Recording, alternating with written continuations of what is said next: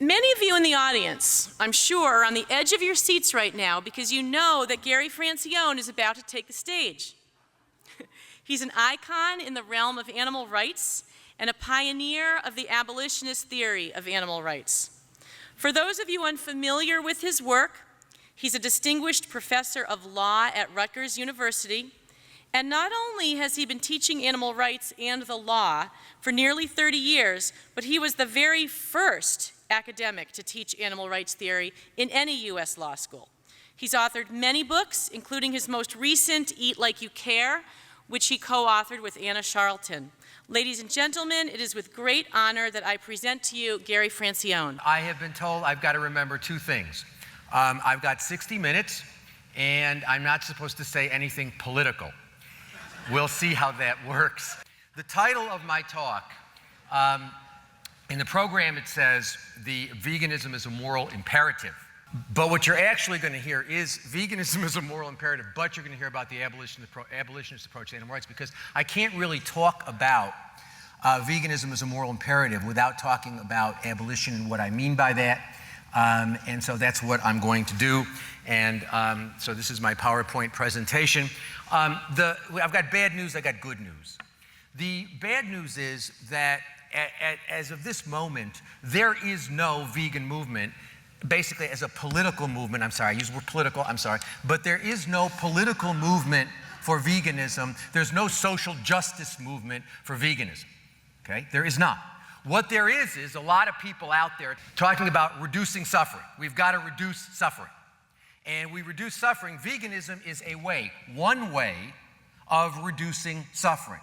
But veganism is promoted along with cage-free eggs, crate-free pork, meatless Monday, all of that sort of stuff, okay? I believe, and I will explain why, I think that is not only not working, but I think it's a disaster.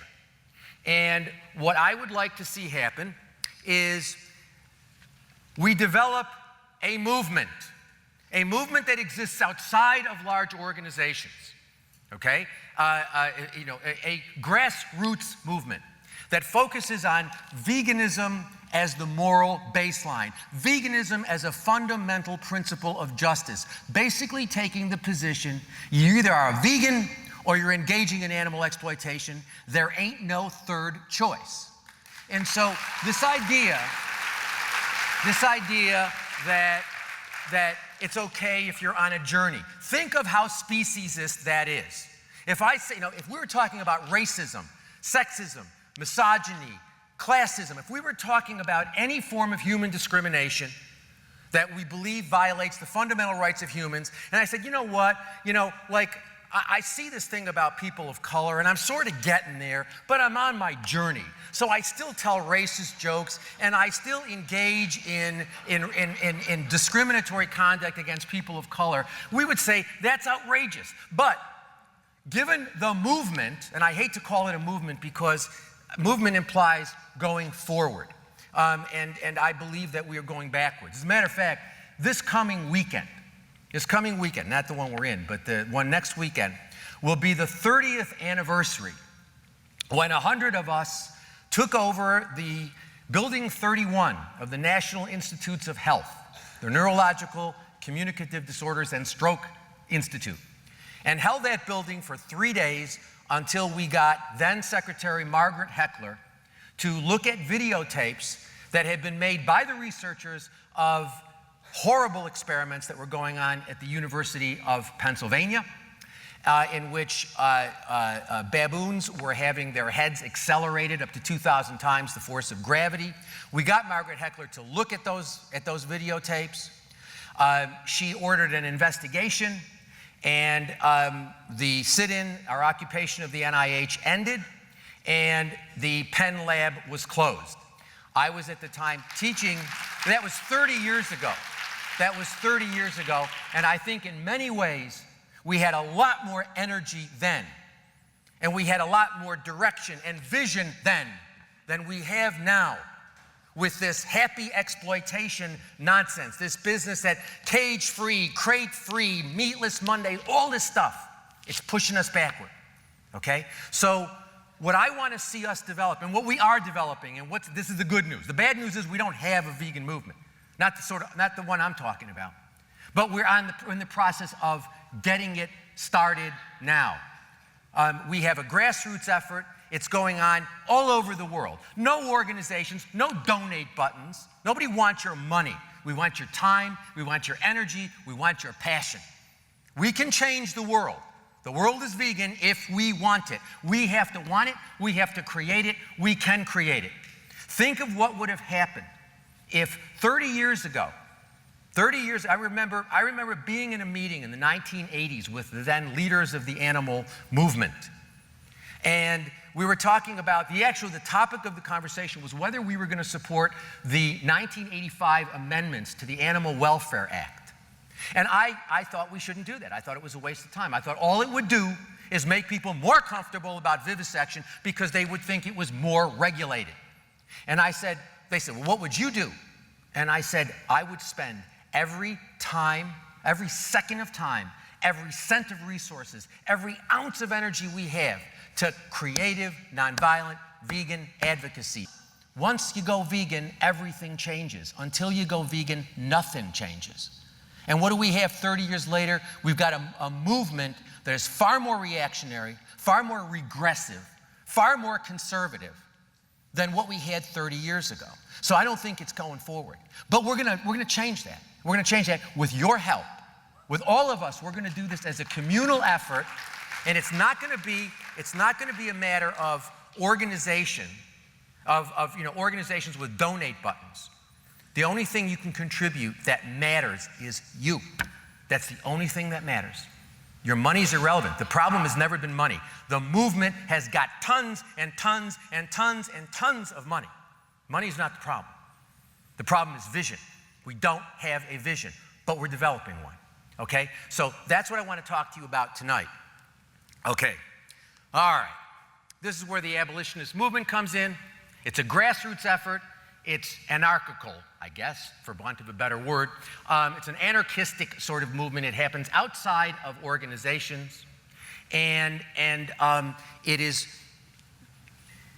focused on one and only one primary idea. Veganism is a moral baseline. It's a moral imperative, okay? That there is no third option. You're either vegan or you're an animal exploiter. Now again, I don't want to sort of like sound accusatory here, but seriously, it's, and I'm going to be talking about a lot of groups tonight, and I want to be clear on one thing. I'm not questioning these people's sincerity or anything. I know a lot of these people personally. I just think they're wrong. And I'm going to explain why I think they're wrong. But, it's not a question of thinking that they're bad people or that they're evil people or whatever. We're just doing different things, okay? We're just doing different things. I worked with a lot of these organizations. Back during the time of the NIH 30 years ago, I was involved with PETA. By the way, the University of Pennsylvania lab got closed. It was eventually closed. They then started the experiments using guinea pigs and other animals that were not as appealing as baboons. But even though I represented the people who occupied the NIH, even though I represented the activists who were trying to get the lab closed, even though I participated in the efforts to get the lab closed, I still got tenure at the University of Pennsylvania, which just goes to show if you're a white male and you have your ticket stamped, you can get away with anything. So I really recommend, if you've got a choice, always come back as a white male. The world was made for us. Okay. All right. Let's talk about the fundamental tenets of the abolitionist approach to animal rights. The abolitionist approach maintains that all sentient beings have the basic right not to be treated as the property of others. We have all sorts of disagreements about what rights that humans have. I mean, we can have all sorts of discussions about what rights should humans have, okay? But we all agree on one thing, I hope, and that is that slavery is wrong. Why do we think that slavery, there's lots of bad stuff in the world, but why do we think that human slavery is particularly wrong? The reason why we do is because if someone is a slave, that human is not a person. That human is not a being who matters morally. That human does not have any inherent or intrinsic value and only has extrinsic and external value, okay? That human is outside the moral community altogether. That human only has economic value. And we recognize, however much we might disagree about whether certain sorts of treatment constitute discrimination, and there are disagreements about those sorts of things. We all agree that slavery is bad. We all agree that slavery is wrong. And we agree that it's wrong because if you're a slave, you're outside, completely outside the moral community. And we recognize that every human, whatever his or her characteristics are, however smart they are, however beautiful they are, however unintelligent they are, but we all believe that whatever your characteristics are, okay, whatever sort of mind you have, whatever sort of physical appearance you have, whatever sort of ability you have, that you have one fundamental right, at least, and that is the right not to be a chattel slave. Because if you are property, then you have no value except that which others give you, okay? And so we recognize that all human beings, whatever their characteristics, all of them have that right, okay?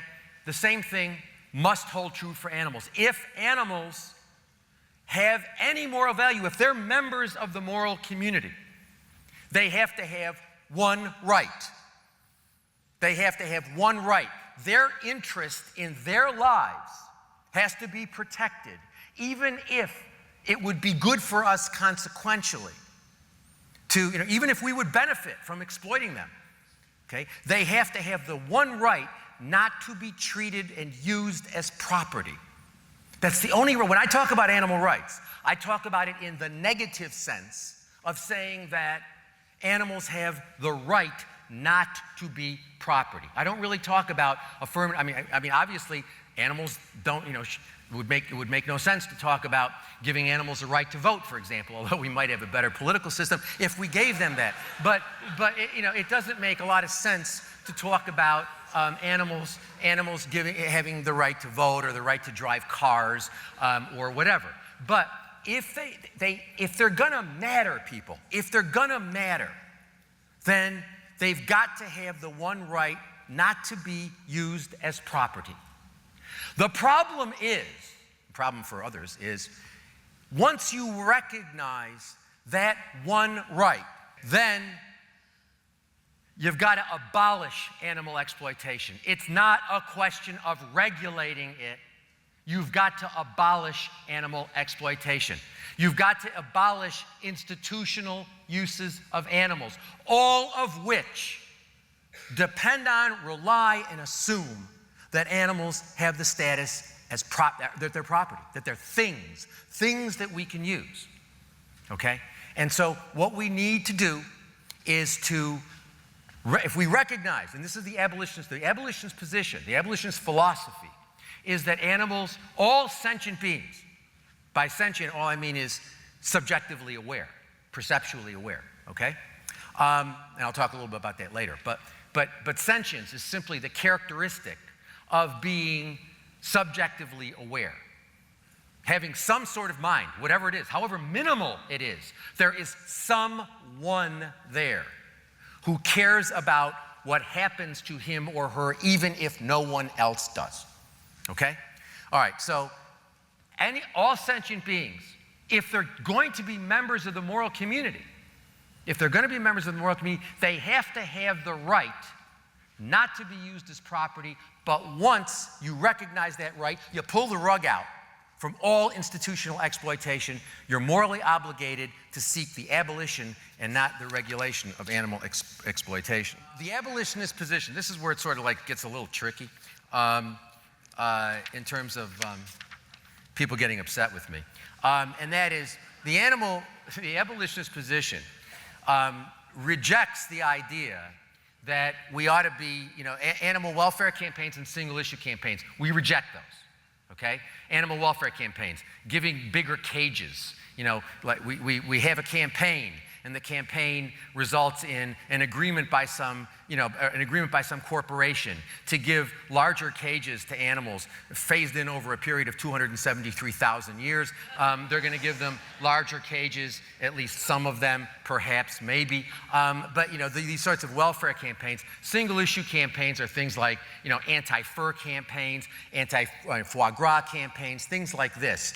These are single-issue campaigns. We're going to talk about the problem with these things. If the animal welfare position is immoral, in my judgment, that is, if it's morally wrong to exploit animals, if it's morally wrong to exploit them, if we have accepted that animals have this right not to be used as property, okay? If we accept that right, then exploiting animals is morally wrong. This is like not rocket science. It follows logically. You accept the right that they have a right not to be used as property. It follows logically, okay, that we should not be exploiting them. So if we shouldn't be exploiting them, we should not be promoting their humane exploitation, because that's what welfare campaigns do. Welfare campaigns basically involve, they take the position that they seek to build coalitions. Okay? Coalitions that may involve vegans, but involve lots of non-vegans. And so that people say, okay, fine, well, I eat eggs, but I agree that, that hens should have more space. So we develop these coalitions, which then promote welfare reforms like larger cages or cage-free. I don't know whether any of you all have seen a cage-free operation. It's one big cage. This idea that this is like some sort of humane innovation is complete nonsense. It is complete nonsense.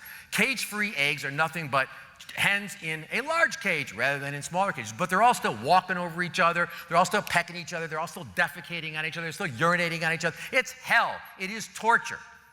And so this idea that this is an innovation, this is a good thing we got to support, nonsense.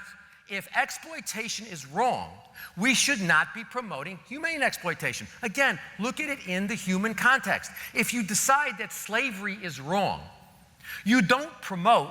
You don't say, well, slavery is really wrong. It's a fundamental violation of rights. So what I'm going to campaign for is a rule that says you can only beat your slaves 9.5 times a week and not 10 times a week.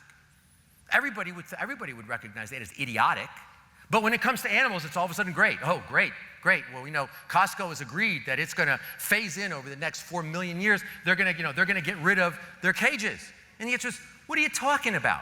If it's wrong to exploit animals, then it's wrong to promote the humane exploitation of animals. I mean, it's just like, look at any human context. I mean, rape. Rape is a serious problem. I mean, I know it is illegal, but so what? It's illegal. It's illegal. It happens all the time. 1 out of 4 women who make it to college age will have been the victim of a rape or an attempted rape. That's sick. That's truly sick. Now, a lot of those rapes are violent, really violent rapes. That is, it's not just the battery of the rape, but the victim is beaten, the victim is tortured. There's other sorts of stuff that goes along with the battery of the rape. Now, we all recognize this, or at least we should recognize this, that this is a serious problem. But I don't hear anybody say, let's campaign for humane rape. Let's campaign for the idea that, that we should be promoting, rapes that don't involve beating the hell out of somebody in addition to raping that person. Nobody would think that that's sensible. But when it comes to animals, because in certain ways we are still speciesist, when it comes to animals, we say, no, it's okay. Let's go for the less suffering. Less suffering is always better than more suffering. Duh. That's like that's a no-brainer. But that doesn't answer the question about whether the exploitation is morally justified or not. It's better if you're a slave owner, beat your slaves 9 times a week rather than 10 times a week. But the other 9 times you're doing it, it's still morally wrong. It's still a violation of fundamental rights. It's still wrong. Okay? Same thing with animals. So we should not be promoting these humane things because they're useless. They're actually worse than useless. They're counterproductive. The animal welfare position. Now you understand. Maybe you understand why. The large animal rights groups, as likable as I am, they don't like me. I know. This comes as a surprise to you. I know. But they don't. They really don't. They say I'm divisive. They say I'm terrible, evil, and stuff like that. All right.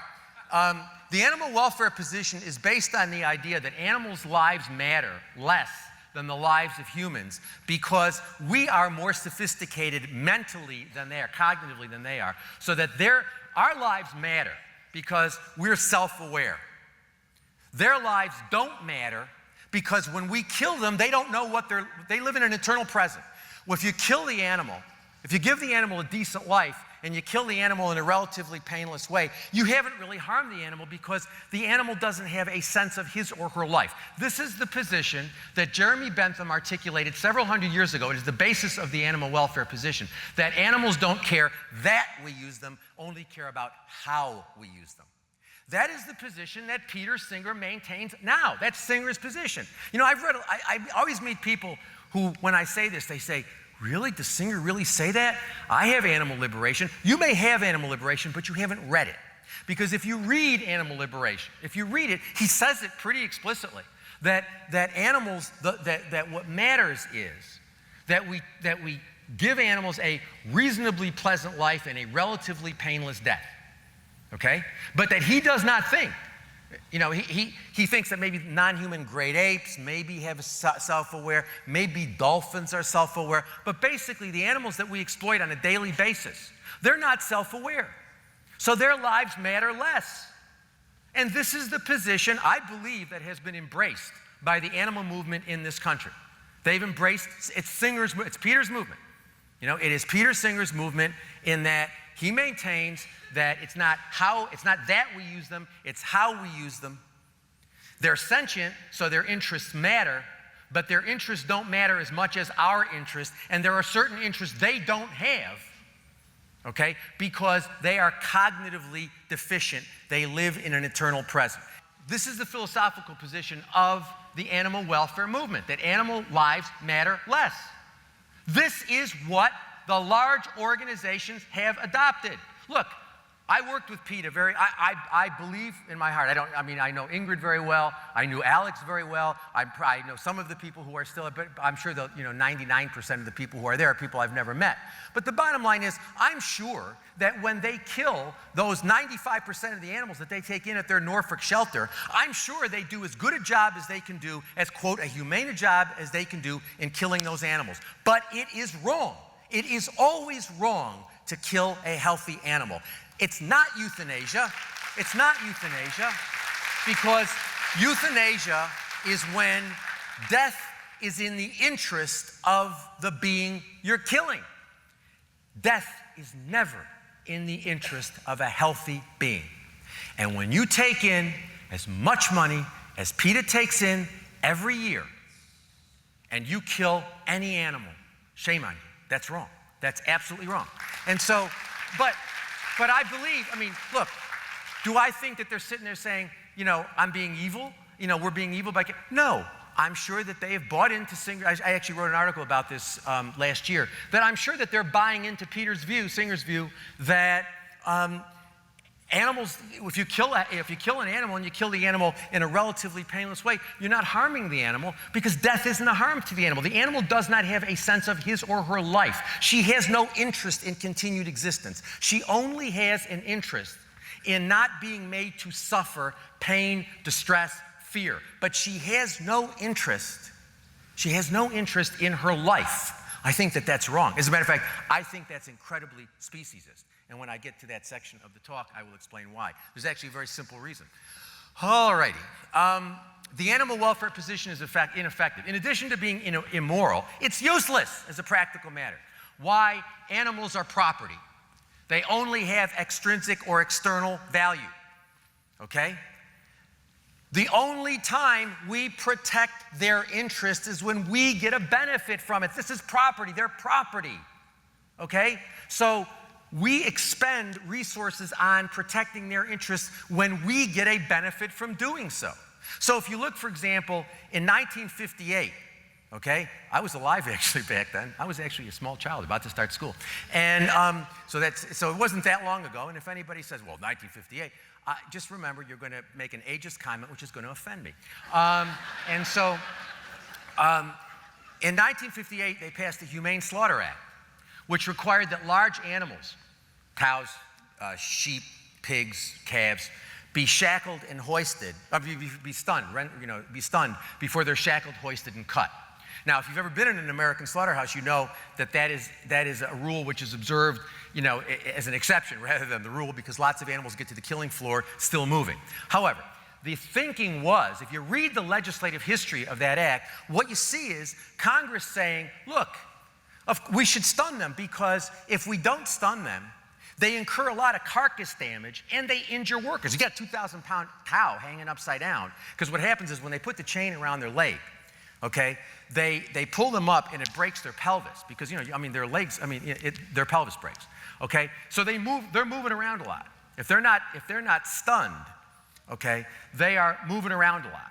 They crash into workers, they injure workers, and they incur carcass damage. They thereby decrease their value as meat, and they injure workers.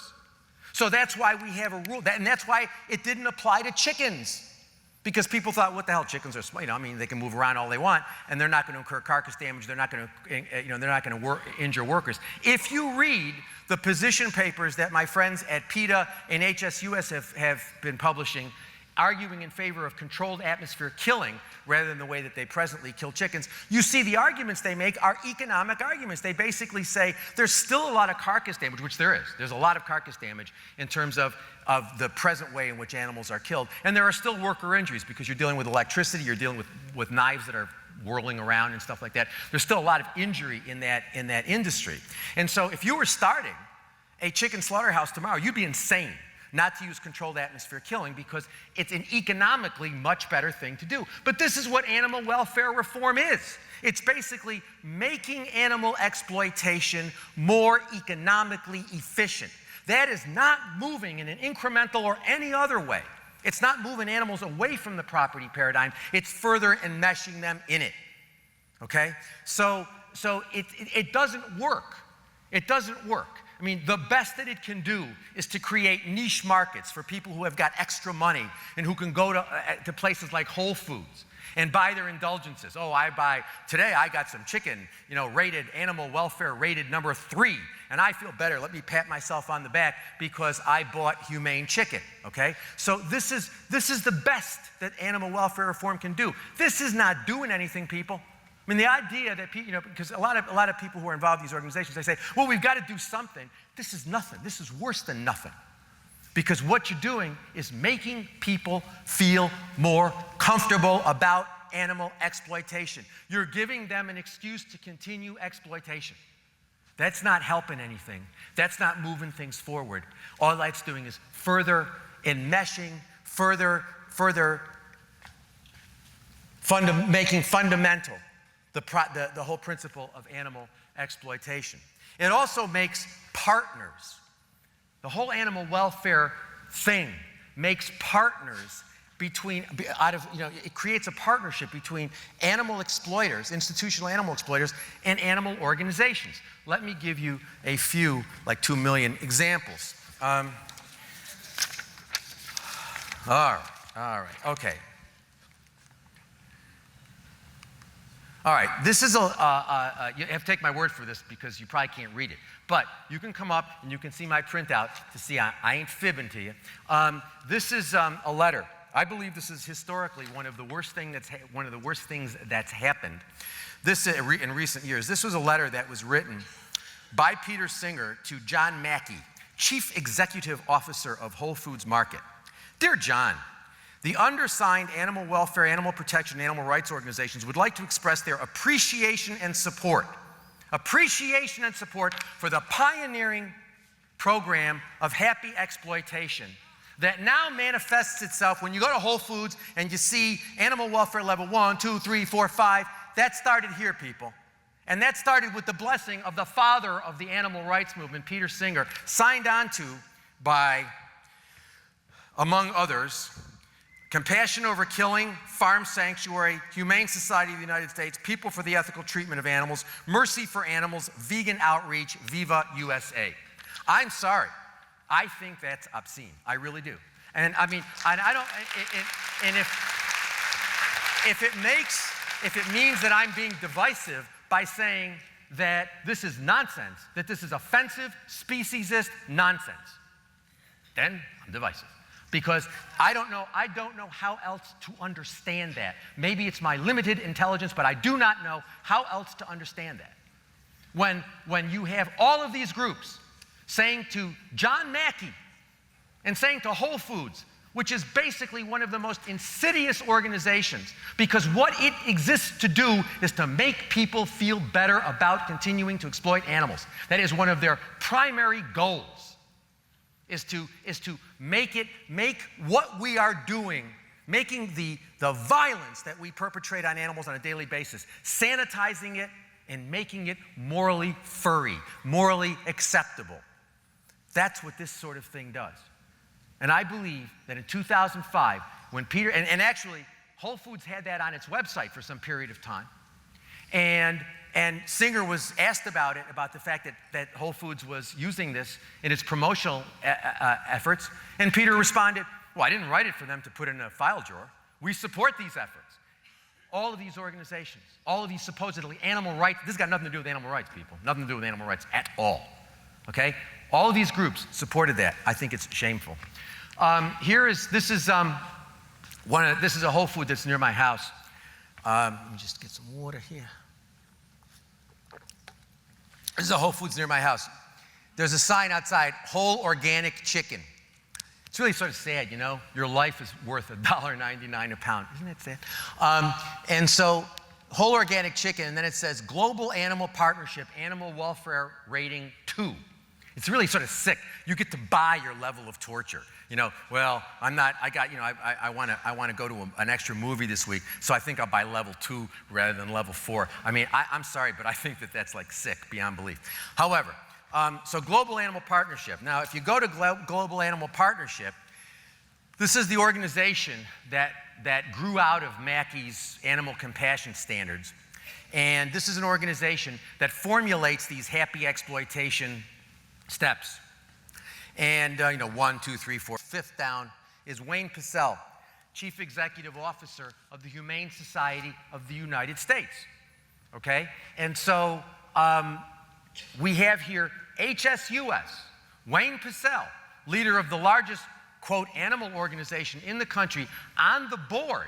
You have all of the groups supporting it. You got Wayne on the board of the Global Animal Partnership, formulating standards for happy exploitation.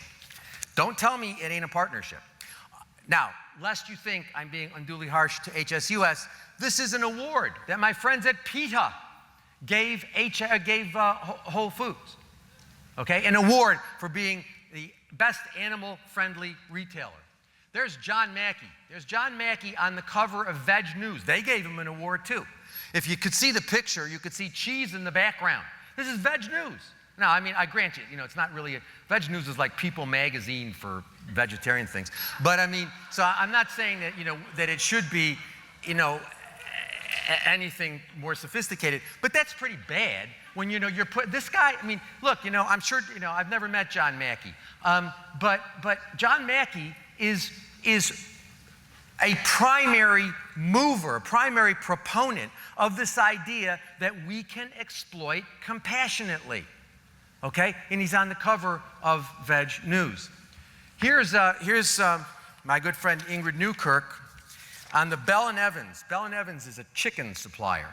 And here's Ingrid Newkirk saying, this is a quote from Ingrid, Bell & Evans shows that animal welfare and good business can go hand in hand. And by listening to consumer wishes, Bell & Evans has set a new standard for the chicken supply industry. Now, when you have PETA, when you have Ingrid Newkirk saying Bell & Evans is setting a new standard for the chicken industry, what message does that give to people? And I have to laugh when I hear Ingrid say, oh, we don't support happy exploitation. Nonsense, of course you do. That can only be understood. Members of the public who see that say, hey, I should buy Bell & Evans. I care. I'm a compassionate person. I'm a good person. I should buy Bell & Evans chicken because Ingrid says they've set a whole new standard. So if PETA says they've set a whole new standard, and PETA's the radical group, if PETA says that they've set a whole new standard, then, isn't that a good thing? This is what I mean, partnership. with animal exploiters. And here's the Humane Society giving an award and praising Aramark. Aramark is a big institutional food supplier, and you know, they said that, you know, by the 27th century they're going to have cage-free eggs, and so HSUS got all orgasmal over that, very excited, and started giving them all sorts of awards. Here we have certified humane, raised and handled. This is one of the labels. There's a whole bunch of happy meat labels out there. One of them being this, certified humane, raised and handled, okay?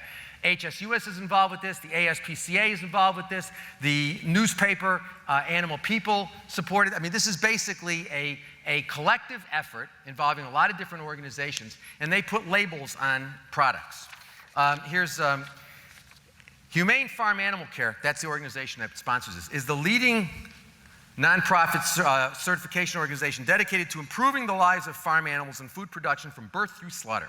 The goal of the program is to improve the lives of farm animals by driving consumer demand for kinder and more responsible, I'm sorry, that's obscene, farm animal practices. When you see the certified humane, raised and handled label on a product, you can be assured that the food products have come from facilities that meet precise, objective standards for farm animal treatment. Don't tell me this isn't promoting animal exploitation. I mean, I have to laugh when I hear animal people say, we're not promoting animal exploitation. You sure as hell are. That's exactly what that is. It's promoting animal exploitation. There is no other way to understand it. It's not just here, it's all over the place. This is Freedom Food from the United Kingdom. We know that a majority of people, more than 70%, are concerned about farm animal welfare. But knowing what to do can be hard. Yeah, like going vegan, really hard. So we work with retailers, supermarkets, convenience stores, farm shops to increase the visibility of Freedom Food at the point of sale. We also work with food brand chefs, restaurant owners, and food service companies to encourage them to buy from Freedom Food approved farms, or to help them bring their suppliers up to Freedom Food approved status, so it's easier for us as shoppers to choose the higher welfare option. This is promoting animal exploitation. Here we have HSUS. This was off of their Facebook site. HSUS giving a $1 off crate-free bacon from Applegate. And this was on HSUS's Facebook site with the expression, breakfast just got tastier. This is Joe Maxwell. Joe Maxwell is a pig farmer. He's also a vice president of the Humane Society of the United States. They have a pig farmer as an officer of their organization. Now look, I'm not saying that these people are, I just think this is wrong. I'm not saying that they're bad people. I don't know Joe Maxwell. I wouldn't do that. I think what he's doing is wrong. I think it's really wrong. I think it's a violation of fundamental rights. But, you know, I mean, I'm not, you know, judging Joe Maxwell's heart. I have no idea what goes on in the guy's heart. What he's doing is wrong. And what we are doing by supporting these organizations is also wrong. If you are supporting HSUS, if you're supporting PETA, Mercy for Animals, Compassion Over Killing, any of these organizations, you are promoting and supporting this sort of nonsense. All right. What do welfarists say? Well, they say we have to do something. Sorry, this is not something.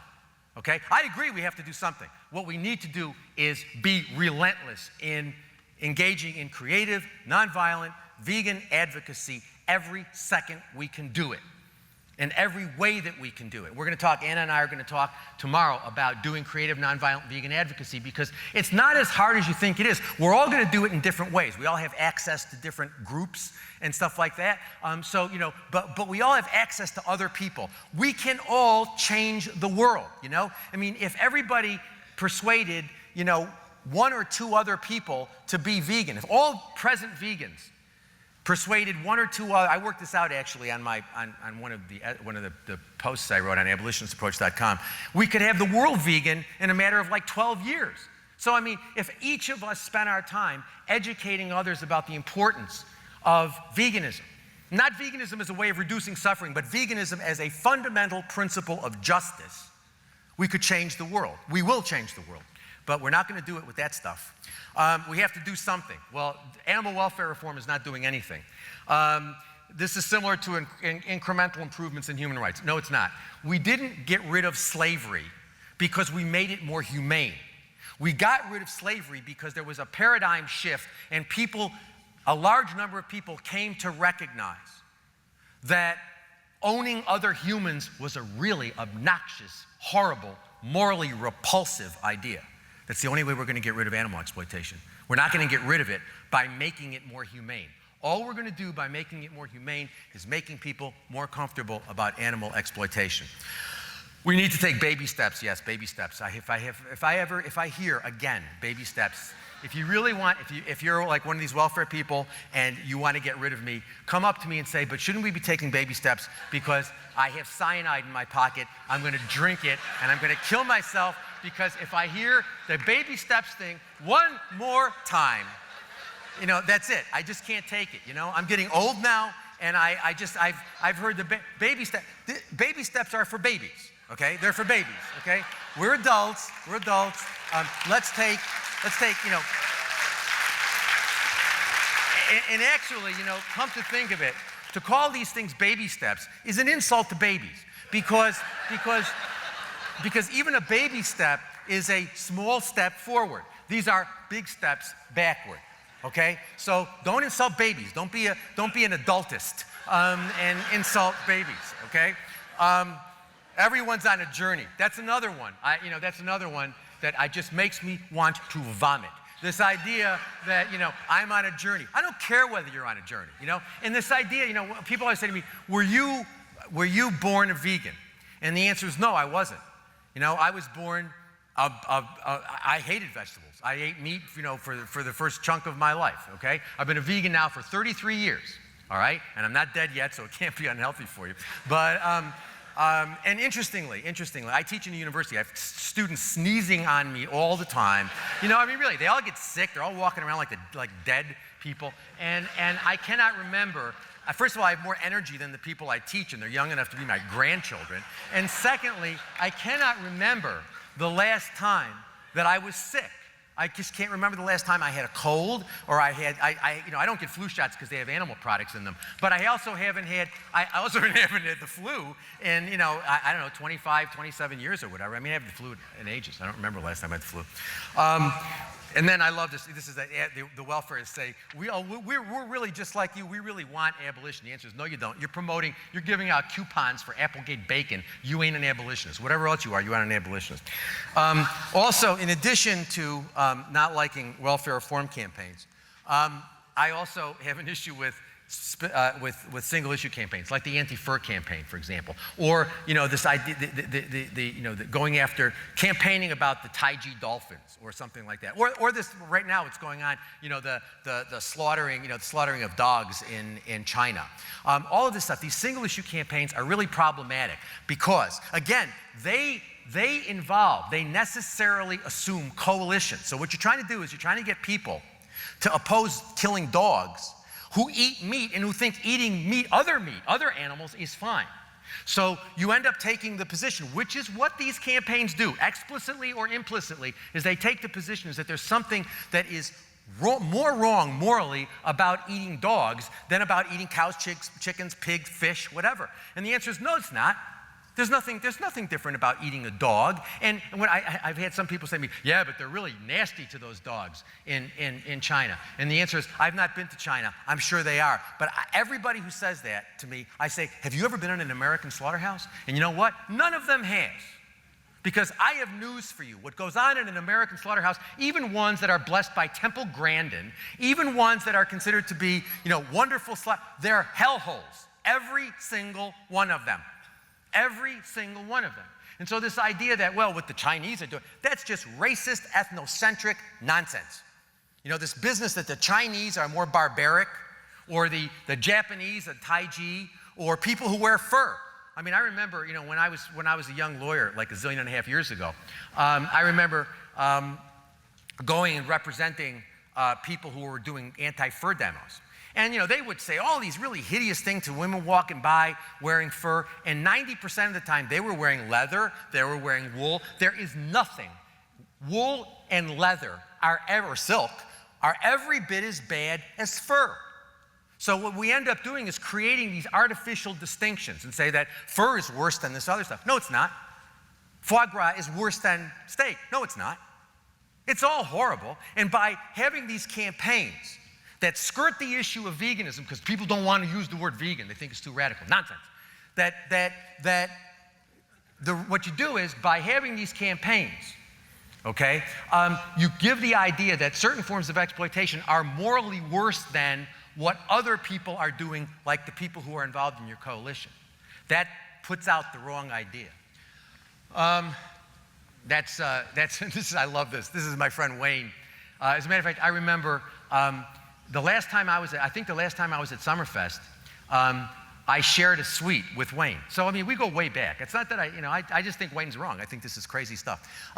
Wayne talking about victory for dolphins and dolphin-safe tuna. What about the tuna, Wayne? And this is HSUS promoting the idea that dolphins matter more than tuna. Not to the tuna. This has been going on forever. Ever since, I've been involved in this like for 30 some odd years now, and I remember they were talking about the baby seal. I mean, look, the seals are really cute. They got those little eyes, and they're really cute and stuff. I agree that they're cute, but you know what? So what? Cuteness. I mean, the moral status should not depend on cuteness. There is nothing that is worse. I mean, if you're wearing wool, then you've got no standing to talk to somebody who's wearing a baby seal fur coat. Sorry. Here, I love this one. Those who wear fur have no respect for life. That's Joe Stalin, for those of you who are too old to recognize Papa Joe. He was a badly misunderstood guy. He had a lot of good ideas. But Stalin, here's Stalin wearing a Persian lamb hat, and he's wearing a fur thing. That those who wear fur have no respect for life. Like those who wear wool do, those who wear leather do. Sorry. These are artificial distinctions. They make no sense. Single-issue campaigns are also discriminatory against humans. This is probably the most popular anti-fur poster. It is horribly sexist. It takes up to 40 dumb animals to wear a fur coat, only one to make a fur coat, only one to wear it. The fur campaign, as a matter of fact, I stopped going to fur demos. I said, to hell, you want to get arrested, get arrested. I ain't going to be involved, because I used to sit there and I used to watch animal people call the most vulgar, vile names to women walking by with fur coats. People wearing wool were like calling women wearing fur hideous names. It's sexist. It's nonsense. The anti-fur campaign is just yet another excuse for going up to women we don't know and harassing them. It is sexist. It is vile. It should stop. Here, this is. Now look, I like Karen. Yeah. I'm getting older, my memory. I like Karen Davis a lot. I really do. She was talking about chickens when nobody else was. Anna and I have known her for she was one of the first people we met when we got involved in this thing many years ago. And this is a campaign that she has. There's a ceremony, there's a practice that certain Jewish people, mostly Hasidim, I believe, practice where the idea is to sort of get rid of one's sins. And one gets rid of one's sins by taking a chicken and transferring the sins to the chicken and then killing the chicken. And so I participated. I got asked to go to the Bar Association of the City of New York last year to participate in this discussion about what I thought about the use of chickens in the Kapparos ceremony by Jews. And I said, you sure you all want me there? Because, are you sure? As a matter of fact, when she first called me, I said, do you have the right guy? And I said, because it's sort of predictable what I'm going to say about this. And I was horrified because, I listened to Karen and the other people just show slide after slide of what's going on in Crown Heights, showing the Hasidic Jews, doing this. And when it came time for me to speak, I said, what's really sort of weird about this is this goes on in a section of Brooklyn in which there are probably 27 chicken slaughterhouses 3 blocks from here. What's the difference? And I even asked Karen, I said, would you do me a favor and put something on here that says, we're not saying that what the Jews are doing, what the Jews who practice this are doing is any worse than what anybody does. If you eat chicken, what's the problem with the Hasidic Jews? If you eat chicken, what's the problem? You know, what problem do you have with Hasidic Jews? And this is exactly the sort of campaign which encourages anti-Semitism, because it makes people think that the Jews are more violent than other people. And the answer is, sorry, you're not a vegan? We're all standing shoulder to shoulder as animal exploiters. Here's Michael Vick and Andre Robinson. Michael Vick, the gift that keeps on giving to me. I talk about Michael Vick a lot. I think what he did was terrible. And we're going to talk tomorrow morning at 8:45 if I'm awake. We are going to talk about, Anna gets up earlier, she'll be fine if I'm, but no, we will be there. Michael Vick, you know, we all get upset about what Michael Vick did.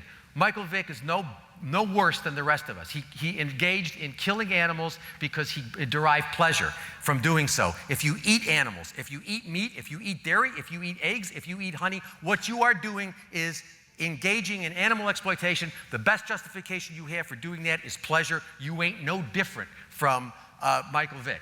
The last round of really horrible hate mail I got from animal people was when I was on CNN, and they asked me about Andre Robinson. And they asked me if he should go to jail. He was a kid in Brooklyn who kicked a cat. Didn't kill the cat, he kicked a cat. And so I was asked, do I think this kid should go to jail? And I said, well, to be honest with you, I think what the kid did was horrible. But if we're not going to put every meat eater, every dairy eater, every egg eater in jail, what the hell are we doing putting this kid in jail? What did he do? He kicked the cat because he got a kick out of it. We eat eggs because we get kicks out, because we enjoy it. So like, we get pleasure, we get palate pleasure. He derives some other sort of pleasure. Who cares what the pleasure is? It's wrong. And I think that these campaigns, I think that if you look at the rhetoric, it's like the Taiji Dolphins is all anti-Japanese. If you look at the rhetoric that goes along with the Vic, the Vic criticisms, the Andre Robinson criticisms, they're vilely racist. The abolitionist approach sees veganism as the moral imperative. This is a quote from Vegan Outreach. Veganism is not an end in itself. It's not a dogma or religion, I believe. I agree, it's not a religion. Or a list of forbidden ingredients or immutable laws. It's only a tool for opposing cruelty and reducing suffering. This is exactly what the abolitionist approach rejects. This idea that you don't, if you're flexible, you know, if once in a while you cheat, you know, if when you're someplace, you know, they bring cheese out, you're at a restaurant, you ask for vegan, but they don't bring vegan out. As a matter of fact, you know, Peter Singer says, if you're at a restaurant and it comes out, you know, your dish comes out with animal ingredients, just go ahead and eat it. Because if you make people think that you're, you know, fanatical about it, you'll turn people off, and so therefore go ahead and eat it. I think that's nonsense. I think that's complete nonsense. I think if you do that, if you're sitting with your friends at a restaurant and you're vegan and they're not, and they bring something out that's not vegan, and you eat it, what you've just told your friends is you don't take this seriously as a moral principle. These are basically Singer quotes. This is again the father of the animal rights movement. To avoid inflicting suffering on animals, not to mention the environmental costs of intensive animal production, we need to cut down drastically on animal products we consume. Does that mean a vegan world? That's one solution, but not necessarily the only one. If it is the infliction of suffering that we're concerned about rather than the killing, then I can imagine a world in which people eat mostly plant foods, but occasionally treat themselves to the luxury of free-range eggs, or possibly even meat from animals who live good lives under conditions natural for their species and are killed humanely on the farm. That is the father of the animal rights movement, a paternity claim that I dispute. These are quotes from Peter about how you don't have to be, you know, that if you appear to be a conscientious vegan, people will think you're fanatical. Interestingly, speciesist nonsense. If you say, look, I absolutely reject child molestation, I absolutely reject it. Nobody says, well, you're a fanatic about child molestation. I absolutely reject rape. I don't care, like, you know, if somebody says no, I don't really care what the circumstances are. No means no. So if that's, you know, and so that's my you know, yes, I'm a fundamentalist, because I get called a fundamentalist all the time. Yes, I'm a fundamentalist about rape. I'm a fundamentalist about pedophilia. I'm a fundamentalist about racism. Yeah, I take it seriously, okay? And the idea that if you take it seriously, you're a fanatic is nonsense. I was going to say something else, but okay. Yeah, this is PETA. By refusing to eat a veggie burger from a restaurant because the bun may contain traces of milk or eggs, not considering even that these things are prepared on a grill that meat is fried on, you are discouraging that restaurant from offering vegan options because it seems too difficult to task. Please. I mean, that's just nonsense. This is a long quote from Nathan Runkle of Mercy for Animals, basically saying that, yeah, I think, I would be a vegan, but I realize a lot of people don't want to be vegan, so I think that they just ought to sort of focus on reducing suffering. That's like saying, gee, you know what? I know a lot of people are racist, and I'm not a racist, but I know a lot of people aren't racist, so I think we just ought to sort of like maybe have racist joke-free Monday or something like that. It's just nonsense. Okay. Abolitionists reject this in favor of veganism as a moral imperative. You're either a vegan or you participate in animal exploitation. There is no third option. So no, veggie. Yes, vegan. What I always get from people is they say, yeah, but what if somebody's not ready to go vegan? They're just not ready. The answer is you discuss with them the moral imperative of veganism. If somebody says, look, I hear what you're saying, but I'm not ready to go vegan. You don't say, okay, well then you should go flexible. You should eat cage-free eggs. You should eat crate-free pork. You don't encourage them. You basically say, hey, if you care, if you really care, then you don't have a choice. If you believe animals are members of the moral community, you cannot eat them, wear them, or use them. You just can't do it. So if somebody says, I hear what you're saying, and I'm going to do less, then go vegan. The answer is you let them choose. You never tell them that exploitation is a good thing. I mean, what I do lots of times is people say to me, well, I hear what you're saying. I agree with you, but. That is the expression I have heard most in my life. I agree with you, but. And they say, I agree with you, but. But I'm not ready to go. It's too hard. I say, no, it's actually, if you've got 2 hours, you can get on the internet. It's like idiotically easy to know what you need. I mean, it's basically fruits, vegetables, nuts, grains, beans. It's really not rocket science. It's very easy to go vegan. It's very, very easy, and it's very cheap. You don't have to, unless you're going to buy processed foods that basically have no nutritive value and lots of salt, basically going vegan is much cheaper than having a diet that's got any amount of animal products in it. I mean, that's a no-brainer.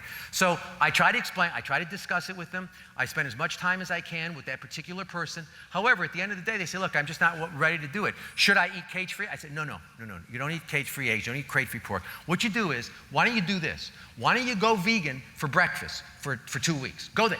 No animal products for breakfast. Easy. It's easy. Then you see your arms and legs don't fall off. You don't go blind. Everything's fine. Then you go vegan for lunch for 2 weeks. You see everything's fine. Then you go vegan for dinner for 2 weeks. Then you're vegan. However, I always tell them, but let me be clear. If you want to take that approach, then if that's what's going to get you there, do it. But please understand, I am not saying that in that period of time, in that 6 weeks that you're still continuing to eat animal products, it's not okay. And you shouldn't pat yourself on the back. As a matter of fact, you should be asking yourself, if you really take this seriously, why aren't you willing to make a decision in favor of nonviolence? We all talk about nonviolence, which is nonsense, while we're all sticking the products of violence into our mouths. I mean, it's unbelievably hypocritical. But, I think we just have to be direct with people. Being clear is not being unkind. It is not being judgmental. Being clear is what we have an obligation to do.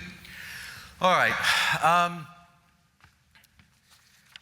Okay, the only characteristic that is required for full membership in the moral community is sentience. I don't buy this stuff that elephants matter more because they mourn when the other elephants die, or whales matter more because they're more like us cognitively. Or non-human great apes matter more because they're like. That's nonsense. That's like saying light-skinned black people matter more because they're more like us because we're white. Okay? I mean, this idea that animals matter more because they're like us, okay, is just the anthropocentrism and the speciesism that got us into this mess of nonsense in the first place. So I do not think that if you're sentient, I don't care how sentient you are, it's not a matter of degree. If you're sentient, then you morally have a right not to be used as a resource. I don't care whether you're a fish that can't do algebra or you're a chimpanzee who's got rudimentary skills in algebra. I don't really care. It doesn't matter. That's like saying smart people matter more than not smart people. I think most of us would think that is obnoxious elitism. It's the same thing when you apply it to animals. All right. Abolitionist approach rejects all forms of discrimination. Speciesism is wrong because it is like racism, sexism, heterosexism, classism. So therefore, if you are opposed to speciesism, you are necessarily committed to rejecting the discrimination against human beings. One of the things that really troubles me, one of the reasons why actually I stopped working with PETA, for lots of reasons, but one of the major reasons was the I'd rather go naked than wear fur campaign that they started in 1989. I still remember the meeting at which this was announced, and I said, and I believe, if we continue to treat women like meat, we are going to treat animals like meat. That sexism, that we have a position, this idea that we don't take a position about other forms of discrimination is nonsense. Of course we do. We say speciesism is wrong because it's like these other forms of discrimination which exclude people from the moral community, full membership in the moral community, based on irrelevant criteria like race, sex, sexual orientation or preference, whatever. So we have a position on racism, sexism, heterosexism, and other forms of discrimination. They are all bad. They should all be rejected. One of the things we do with the abolitionist approach is I will not allow anything on that page. I've got a bunch of moderators who, and basically anytime people put this anti-fur stuff with, that has sexist depictions of women or starts with the racism, oh, Michael Vick, those people are barbaric. Or the Japanese, they're barbaric. Or the people who do caparos. They're barbaric. The answer is, sorry, I don't allow anti-Semitism on the page. I don't allow racism. I don't allow ethnocentrism or any of that stuff on the page because we should all be rejecting it. And this is like never mind, that's the PETA stuff. Okay. But I mean, look, that's got no place. I mean, I went through that because I saw that there are some younger people sitting here, and I don't know whether their parents approve of them seeing this stuff. But the bottom line is that we should not have a movement with that sort of imagery. That's not a serious political movement, that's a joke, okay? The abolitionist approach, final thing, the abolitionist approach promotes nonviolence. The problem is violence. That's the problem. We ain't never going to get rid of the problem of violence with more violence, okay? If violence were the answer to the problems of society, we would be living in Eden now, because in case you haven't noticed, the history of humankind is a history of violence, and more violence after that. I was giving a talk in Canada a few years ago, and a woman identified herself as a member of the Animal Liberation Front support group. And she said, if a vivisector is using 60 dogs in experiments, isn't it acceptable to use violence against the vivisector to stop the vivisector? I said, let me ask you a question. I said, you a vegan? She said, yes. I said, your mother a vegan? No. She said, but what's that got to do with it? I said, just bear with me. I said, your mother's not a vegan? No. I said, what's your mother? She said, actually, interestingly, she said, she doesn't eat beef, she just eats chicken. So I said, okay. I said, so she's actually she's responsible for more deaths than if she just ate beef. Because, chickens are smaller, cows are larger. Okay, so I said, so your mom eats chicken. How many times does she eat it? A week. She said, I don't know. She said, I don't see the relevance of this. I said, just bear with me. How many times does she eat chicken? Twice a week? Yeah. I said, okay, fine. I said, your mother's responsible for more than 60 chicken deaths a year. Is it okay to kill your mother? And she said, it's different. And I said, no, it's not. I said, what vivisectors are doing is horrible. I am opposed to vivisection. I would not support vivisection. If killing one rat would find a cure for cancer, I wouldn't support it. I mean, I'm totally opposed to vivisection. But what the vivisectors are doing is no different from what any non-vegan is doing. So this idea that we can use this idea, look, I don't care. You can burn down 10 slaughterhouses right now. You can burn down 10 slaughterhouses right now, and if the demand persists, those 10 slaughterhouses will be rebuilt, or 10 existing ones will have their production capacity expanded so that they can accommodate the demand. The problem isn't the people who are producing the stuff. They are capitalists. They respond to demand. They will sell beef if it's demanded. They'll sell bananas if it's demanded. They are indifferent in an economic sense. They're capitalists. They will supply whatever demand is being made. The problem is those of us who demand it, not those of us who supply it.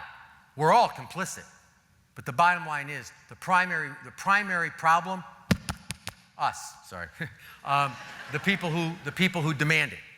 That's what the abolitionist approach is. Anna and I, Anna, who helped me do this presentation, and who has been my partner for many years. She's a very happy woman. Well,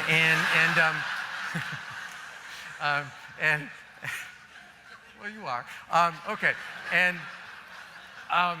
we will be talking about this tomorrow. It has been wonderful to be here with you at Vegetarian Summerfest. My only request is, I hope they change the name to Vegan Summerfest. Peace. NAVS actually has a policy where we don't view quote unquote humane meat, for lack of better words, even as having anything at all to do with veganism, and that's why we never have presenters that talk about what's described as animal welfare. We actually have that as a policy, so it's not just coincidence that you will never see anyone on our speaker roster talking about that, because we just don't view it as having anything to do with our cause.